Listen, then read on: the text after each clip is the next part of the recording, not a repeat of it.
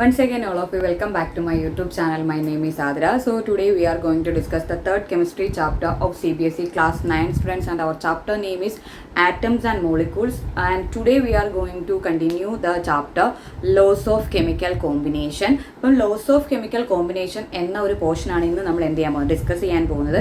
ഈ loss of chemical കോമ്പിനേഷനിൽ രണ്ട് ലോസ് വരുന്നുണ്ട് എന്നതും അത് ഏതൊക്കെയാണെന്നുള്ള കാര്യം നമ്മൾ കഴിഞ്ഞ ക്ലാസ്സിൽ എന്ത് ചെയ്യുന്നു, ഡിസ്കസ് ചെയ്ത് നിർത്തിയിട്ടുണ്ടായിരുന്നു. അപ്പം ലോസ് ഓഫ് കെമിക്കൽ കോമ്പിനേഷനിൽ ഫസ്റ്റ് വൺ ഏതായിരുന്നു? ഫസ്റ്റ് ലോ എന്ന് പറയുന്നതാണ് law of conservation of mass. Law of conservation of mass ആണ് ലോസ് ഓഫ് കെമിക്കൽ കോമ്പിനേഷനിൽ first one, law of conservation of mass.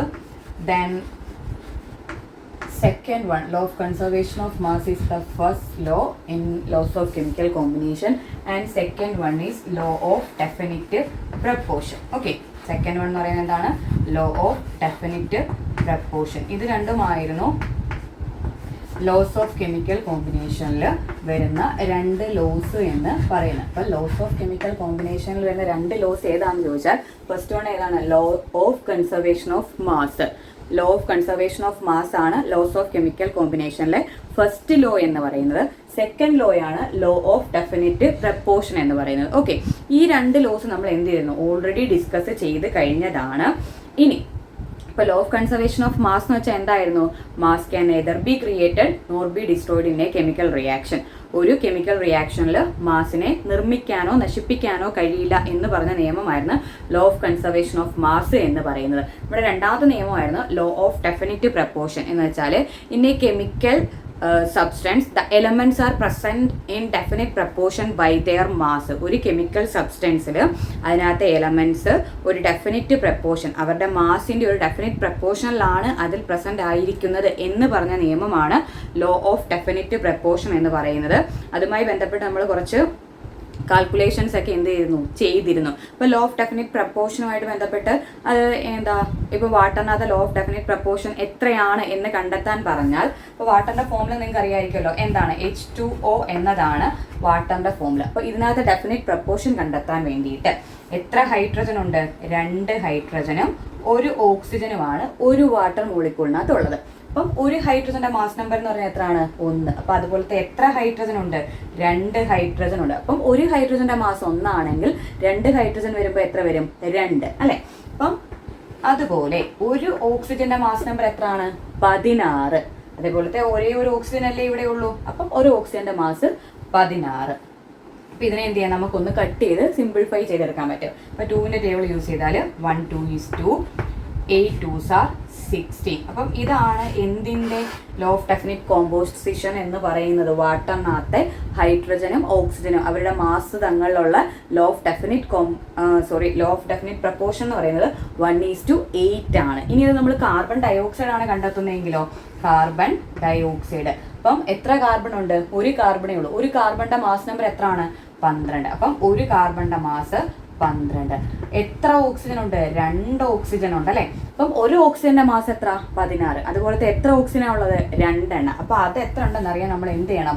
16 × 2 ചെയ്ത് നോക്കാം. നമുക്ക് ആൻസർ എത്ര കിട്ടും? 32 എന്ന് കിട്ടും. അപ്പം 12:32.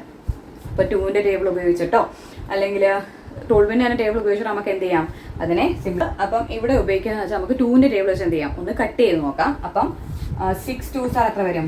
12. അതുകൊണ്ട് 1 2 is 2. അതുപോലെ 6 2s are 12. നമുക്ക് വീണ്ടും ഒന്നുകൂടെ കട്ട് ചെയ്തെടുക്കാം. 3 2s are 6. ഇവിടെ എത്ര വരും? 8 2s are 16 അല്ലേ? അതിനല്ലേ ആൻസർ കിട്ടുന്നത്? 12 32. അപ്പം 6 ഇതിനെ സിംപ്ലിഫൈ ചെയ്യുമ്പം 1 6 2 12. ഓക്കെ, വീണ്ടും ഒന്നുകൂടെ കട്ട് ചെയ്യുമ്പോൾ 6നെ കട്ട് ചെയ്യുമ്പോൾ 3 2s are 6. 16 കട്ട് ചെയ്യുമ്പോൾ നമുക്ക് 8 എന്നൊരു ആൻസർ കിട്ടും. അപ്പം 3:8 എന്നതാണ് carbon dioxide law of definite proportion എന്ന് പറയുന്നത്. അതായത് കാർബൺ ഡയോക്സൈഡ് എന്ന ഒരു കോമ്പൗണ്ടിനകത്ത് കാർബണും ഓക്സിജനും പ്രസന്റ് ആയിരിക്കുന്ന ഡെഫിനിറ്റ് പ്രപ്പോർഷൻ എന്ന് പറയുന്നത് എത്രയാണ്? 3:8 എന്നതാണ്. ഓക്കെ, ഇനി ഈ ലോസ് ഒക്കെ കണ്ടെത്തി അതിനുശേഷം വീണ്ടും ഒരു പ്രശ്നം വന്നു. Okay, they need to gives explanation related to these laws. അപ്പം ഈ ഒരു പ്രശ്നം പരിഹരിച്ചത് ജോൺ ഡാൾട്ടൺ എന്നൊരു വ്യക്തിയാണ്. അപ്പം അദ്ദേഹം എന്ന് പറയുന്നത് എന്താണ്, ഒരു ബ്രിട്ടീഷ് കെമിസ്റ്റ് ആയിരുന്നു.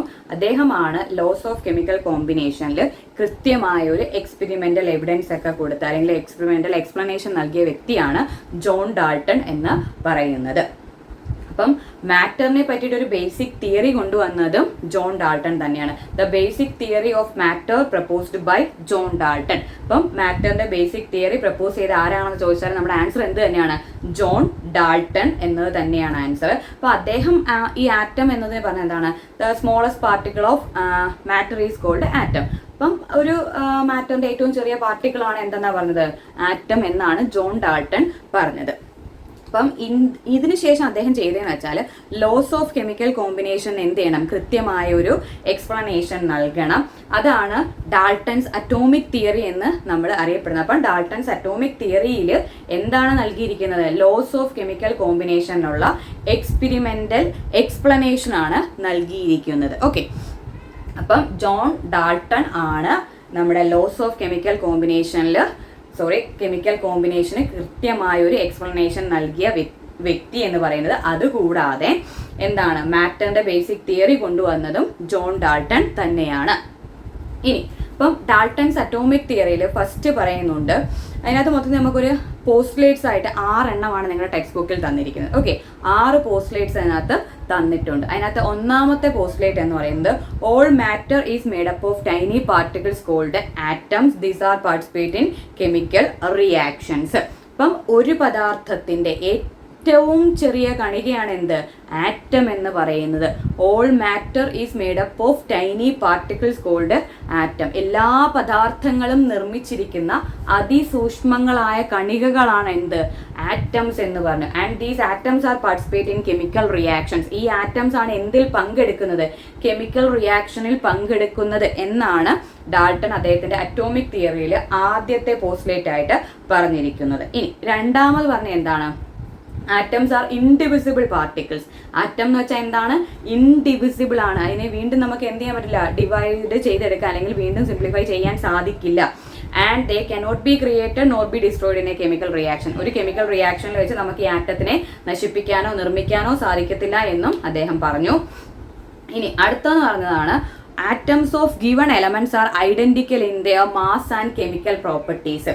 അപ്പം ആറ്റംസ് ഓഫ് ഇപ്പം ഡാൾട്ടൺസ് അറ്റോമിക് തിയറിയിലെ തേർഡ് പോസ്റ്റ്ലേറ്റ് എന്ന് പറയുമ്പം നമ്മൾ പറഞ്ഞത് the atoms of given elements are identical in their mass and chemical properties. Okay, the atoms of given elements are identical in their mass and chemical properties. അപ്പം ഒരേ എലമെന്റിന്റെ എല്ലാ ആറ്റത്തിനും എന്തായിരിക്കും, ഒരേ mass നമ്പരും ഒരേ കെമിക്കൽ പ്രോപ്പർട്ടീസും ആയിരിക്കും അല്ലെ. അതിൽ വല്ല വ്യത്യാസവും വരുമോ? നമ്മൾ ഹൈഡ്രജന്റെ ഏതൊരു ആറ്റം എടുത്താലും അതിന്റെ മാസ് നമ്പർ എത്ര തന്നെയായിരിക്കും, 1 തന്നെയായിരിക്കും. ഹൈഡ്രജന്റെ ഏതൊരു ആറ്റവും കാണിക്കുന്ന കെമിക്കൽ പ്രോപ്പർട്ടീസ് അല്ലെങ്കിൽ രാസപ്രവർത്തനവും എന്താ, സെയിം തന്നെയായിരിക്കും. അല്ലാതെ ഓരോ ഹൈഡ്രജനും ഓരോ പ്രോപ്പർട്ടീസും ഓരോരോ മാസ് നമ്പരും അല്ല. ഓക്കെ, ഇനി പറഞ്ഞതെന്ന് വെച്ചാൽ atoms of different elements have different mass number and chemical properties. അങ്ങനെ പറഞ്ഞത് ഇപ്പൊ നമ്മൾ ഹൈഡ്രജന്റെ ഒരു ആറ്റവും ഓക്സിജന്റെ ഒരു ആറ്റവും എടുത്തു. ഓക്കെ, അപ്പം ഇതെന്താണ്, ഹൈഡ്രജന്റെ ഒരു ആറ്റമാണ്. നമ്മൾ രണ്ടാമത് എടുത്തിരിക്കുന്നത് ഓക്സിജന്റെ ഒരു ആറ്റം. രണ്ടും ഡിഫറെന്റ് ആറ്റംസ് ആണല്ലോ. അപ്പം ഈ ഹൈഡ്രജന്റെ മാസ് എത്രയാണ്, 1 ആണ്. ഓക്സിജന്റെ മാസോ 16. അപ്പം ഇവരുടെ രണ്ടുപേരുടെയും മാസ് നമ്പറിൽ എന്തുണ്ട്, ഡിഫറൻസ് ഉണ്ട്. ഹൈഡ്രജന്റെ രാസപ്രവർത്തനം ആയിരിക്കത്തില്ല ആര് കാണിക്കുന്നത്, ഓക്സിജൻ കാണിക്കുന്നത്. അതാണ് പറയുന്നത് atoms of different elements have different mass number and different chemical properties. Different എലമെന്റ്സിന്റെ ആറ്റംസ് ആണ് നമ്മൾ എടുക്കുന്നതെങ്കിൽ അതിനെന്തായിരിക്കും, ഡിഫറെന്റ് മാസ് നമ്പരും അത് കാണിക്കുന്നത് ഡിഫറെന്റ് കെമിക്കൽ പ്രോപ്പർട്ടീസും ആയിരിക്കും. ഇനി അടുത്തൊരു പോസ്റ്റ്ലേറ്റ് എന്ന് പറയുമ്പോൾ atoms combine in the simple whole numbers to form compounds. ആറ്റങ്ങൾ എന്താണ്, അങ്ങനെ വലിയ വലിയ നമ്പേഴ്സ് ആയിട്ടുള്ള സിമ്പിൾ ഹോൾ നമ്പേഴ്സിൽ കൂടി ചേർന്നിട്ടാണ് എന്ത് ഫോം ചെയ്തിരിക്കുന്നത്, കോമ്പൗണ്ട്സ് ഫോം ചെയ്യുന്നത്. Okay, atoms combine in the simple whole numbers to form compounds. അപ്പം ചെറിയ ചെറിയ നമ്പേഴ്സിലാണ് ഈ ആറ്റംസ് കൂടി ചേർന്ന് എന്ത് ഫോം ചെയ്യുന്നത്, കോമ്പൗണ്ട്സ് ആയിട്ട് മാറുന്നത്. ഇനി ലാസ്റ്റ് പറയുന്ന പോസ്റ്റ്ലേറ്റ് ആണ് ദ ലാസ്റ്റ് പോസ്റ്റ്ലേറ്റ് ആണ് the relative number and kinds of atoms are constant in a given compound. Okay, the relative number and kinds of atoms are constant in a given compound. അപ്പൊ relative number എന്ന് പറയുമ്പോൾ നമ്മൾ H2O എന്നൊരു compound എടുത്തു. Okay, H2O എന്ന് പറയുന്നത് എന്താണ്? Compound ആണ്. എത്ര മീൻസ് എന്താ? കോമ്പിനേഷൻ ഓഫ് എലമെന്റ്സ് ആണ് നമ്മൾ എന്തെന്ന് പറയുന്നത്? കോമ്പൗണ്ട് എന്ന് പറയുന്നത്. അപ്പം ഇതെന്താണ്? ഒരു കോമ്പൗണ്ട് ആണ്. The relative number and kinds of atoms are constant in a given compound. ഇപ്പൊ നമ്മളിവിടെ H2O എന്ന് വെച്ചാൽ 2 ഹൈഡ്രജൻ ആറ്റവും ഒരു ഓക്സിജൻ ആറ്റവും കൂടി ചേരുമ്പോഴാണ് നമുക്ക് എന്ത് കിട്ടുന്നത്? വാട്ടർ എന്ന ഒരു കോമ്പൗണ്ട് കിട്ടുന്നത്. ഇത് എപ്പോഴും എന്തായിരിക്കും? കോൺസ്റ്റന്റ് ആയിരിക്കും. അല്ലാതെ ഇത് മാറിയിട്ട് വാട്ടറിന്റെ ഫോമിൽ ഒരിക്കലും H2O2 എന്ന ഫോമിലേക്ക് എന്ത് ചെയ്യത്തില്ല? മാറത്തില്ല. H2O2 എന്ന് പറയുമ്പോൾ അതിനെ പിന്നെ നമ്മൾ എന്തെന്ന് പറയില്ല? വാട്ടർ എന്ന് പറയില്ല. അപ്പം the relative number and kinds of atoms are constant in a given compound. ഒരു കോമ്പൗണ്ടിനകത്തെ ആറ്റംസും അവരുടെ എണ്ണവും എപ്പോഴും എന്തായിരിക്കും? കോൺസ്റ്റന്റ് ആയിരിക്കും. അതൊരിക്കലും എന്ത് ചെയ്യില്ല? വേരി ചെയ്യത്തില്ല. ഫോർ എക്സാമ്പിൾ നമ്മൾ അമോണിയ എന്നത് എടുക്കുന്നു, NH3.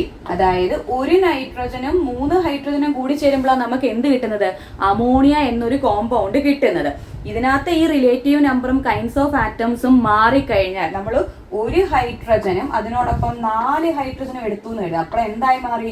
NH4 എന്ന ഫോമിലേക്ക് മാറി. അപ്പം NH4 ആയപ്പോഴത്തേക്ക് അത് പുതിയൊരു പ്രോഡക്റ്റ് ആയി മാറി. അമോണിയം എന്നൊരു പ്രോഡക്റ്റ് ആയിട്ട് മാറി. അപ്പം അമോണിയ എന്നൊരെണ്ണം ആണെങ്കിൽ അതിനകത്ത് ഒരു നൈട്രജനും 3 ഹൈഡ്രജനും ആയിരിക്കും. അപ്പം the relative number and kinds of atoms are constant in a given compound.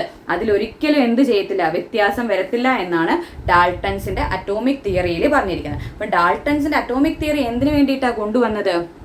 അപ്പം ലോസ് ഓഫ് കെമിക്കൽ കോമ്പിനേഷന് കൃത്യമായിട്ടൊരു എക്സ്പ്ലനേഷൻ നൽകുന്നതിന് വേണ്ടിയിട്ടാണ് ഡാൾട്ടൺസ് അറ്റോമിക് തിയറി കൊണ്ടുവന്നത്. അതുപോലെ തന്നെ മാറ്ററിന്റെ ബേസിക് നേച്ചറിനെ പറ്റിയിട്ടൊരു തിയറി കൊണ്ടുവന്നതും ഡാൾട്ടൺ തന്നെയാണ്. ഡാൾട്ടൺ ആറ്റംസിനെ പറഞ്ഞ എന്താണ്? The smallest particle of matter are called atoms. മാറ്ററിന്റെ ഏറ്റവും ചെറിയ കണിക എന്തെന്ന് പറഞ്ഞു? ആറ്റംസ് എന്ന് പറഞ്ഞു. അപ്പം ഡാൾട്ടൺസ് അറ്റോമിക് തിയറി എന്ന് പറയുന്നത് ലോസ് ഓഫ് കെമിക്കൽ കോമ്പിനേഷന് കൃത്യമായ ഒരു എക്സ്പ്ലനേഷൻ നൽകുക എന്നതിന് വേണ്ടി കൊണ്ടുവന്നതാണ് ഡാൾട്ടൺസ് അറ്റോമിക് തിയറി. അതിൽ പ്രധാനമായിട്ടും നമുക്ക് 6 പോസ്റ്റ്ലേറ്റ്സ് ആണ് പറയുന്നത്. അതിനകത്ത് ഒന്നാമത്തെ പോസ്റ്റ്ലേറ്റ് എന്ന് പറയുന്നത് all matter is made up of tiny particles called atoms which participate in chemical reactions. ഒരു കണികയുടെ അതിസൂക്ഷ്മമായ കണികയാണ് ആറ്റം എന്ന് പറയുന്നത്. ഈ ആറ്റംസ് ആണ് കെമിക്കൽ റിയാക്ഷനിൽ പങ്കെടുക്കുന്നത്. ദെൻ സെക്കൻഡ് വൺ എന്ന് പറയുന്നത് atoms are indivisible particles which cannot be created nor be destroyed in a chemical reactions. Atoms എന്ന് പറയുന്നത് എന്താണ്? ഇൻഡിവിസിബിൾ പാർട്ടിക്കിൾസ് ആണ്. അതിനെ നമുക്ക് ക്രിയേറ്റ് ചെയ്യാനും നശിപ്പിക്കാനും സാധിക്കില്ല. ദെൻ നെക്സ്റ്റ് വൺ എന്ന് പറയുന്നത് atoms of given elements R identical in mass and chemical properties. ഒരേ എലമെന്റിന്റെ എല്ലാ ആറ്റംസിനും ഒരേ മാസ് നമ്പറും കെമിക്കൽ പ്രോപ്പർട്ടീസും ആയിരിക്കും. ദെൻ നെക്സ്റ്റ് എന്ന് പറയുന്നത് atoms of different elements have different mass number and chemical properties. പല പല എലമെന്റ്സിന്റെ ആറ്റംസ് ആണ് നമ്മൾ എടുക്കുന്നതെങ്കിൽ അതിന് പലതിനും പല മാസ് നമ്പറും പല കെമിക്കൽ പ്രോപ്പർട്ടീസും ആയിരിക്കും. ഇനി atoms combine in the simple whole numbers to form compounds. ഈ ആറ്റംസ് ചെറിയ ഹോൾ നമ്പേഴ്സിലേക്ക് കൂടി ചേർന്നിട്ടാണ് കോമ്പൗണ്ട്സ് ആയിട്ട് മാറുന്നത്. ലാസ്റ്റ് വൺ എന്ന് പറയുന്നത് the relative number and kinds of atoms are constant in a given compound. ഒരു കോമ്പൗണ്ടിനകത്തുള്ള ആറ്റംസിന്റെ എണ്ണവും അവരുടെ കൈൻഡും ഒരിക്കലും എന്ത് ചെയ്യില്ല? മാറില്ല എന്നാണ് ലാസ്റ്റ് പോസ്റ്റ്ലേറ്റ് എന്ന് പറയുന്നത്. അപ്പം ഡാൾട്ടൺസ് അറ്റോമിക് തിയറി ആണ് ഇന്ന് നമ്മൾ ഡിസ്കസ് ചെയ്ത്. ഞാൻ പറഞ്ഞ ടോപ്പിക് നിങ്ങൾക്ക് ക്ലിയർ ആയി എന്നുണ്ടെങ്കിൽ ഒന്ന് സപ്പോർട്ട് ചെയ്യലേക്ക്. നമുക്ക് അടുത്ത ക്ലാസ്സിൽ വീണ്ടും കാണാം. Thank you.